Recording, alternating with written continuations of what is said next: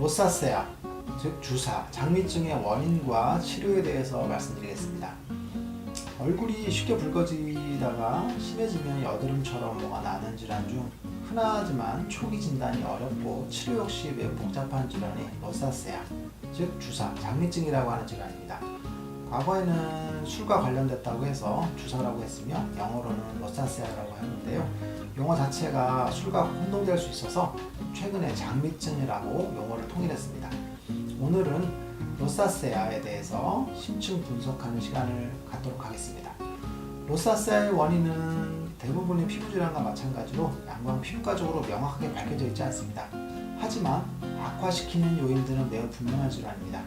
로사세아의 발병 원인은 모낭충을 비롯한 피부의 상재균에 의한 면역 반응, 자외선과 화장품 등의 화학제품에 의한 피부 손상 등이 원인으로 거론되고 있습니다. 모낭충, 데모덱스라고 하는 것이 피부의 각질층을 손상시키므로 피부의 민감성이 증가되고 잦은 접촉성 표현이 유발되면서 모낭충이 진피 내에서 염증 반응을 일으키게 됩니다. 이로 인해 모낭충 내의 S. 에피미디스, B. 올레니우스 세균의 염증을 더 증가시키게 되는데요. 이로 인해 모낭 주변의 염증 반응이 혈관 주변의 염증 반응으로 이어지게 됩니다. 그러므로 홍조와 혈관 확장이 발생된다고 추측하고 있습니다. 요약해보면 모낭충이나 기타 피부의 자극 요인에 의해서 염증 반응이 표피와 모낭에서 발생하고 이것이 진피층을 거쳐서 혈관으로까지 이어지는 것입니다. 어떻게 보면 오토이뮨 디지즈, 즉 자가면역 질환에 해당된다고 볼 수 있습니다.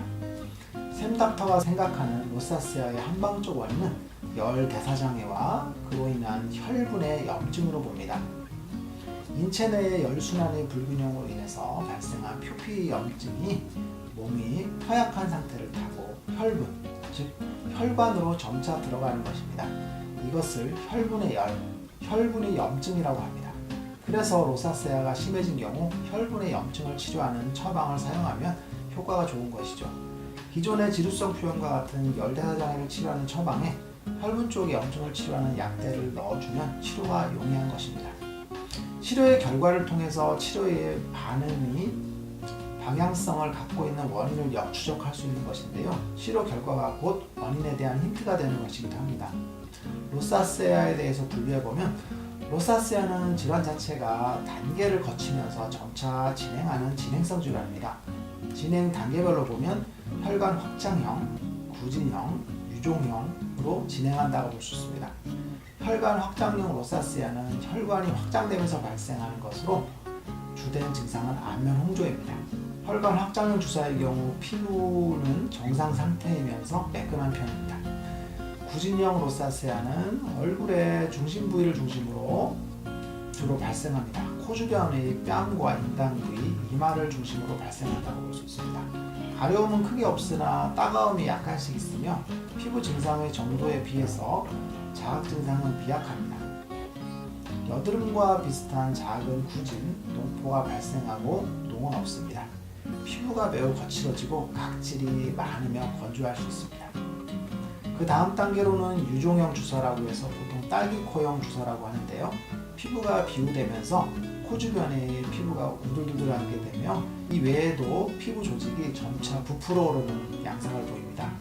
혈관이 확장되면서 형태 자체가 변하는 것입니다. 안주사라고 하는 것이 있는데 이것은 침범 부위가 눈인 것입니다.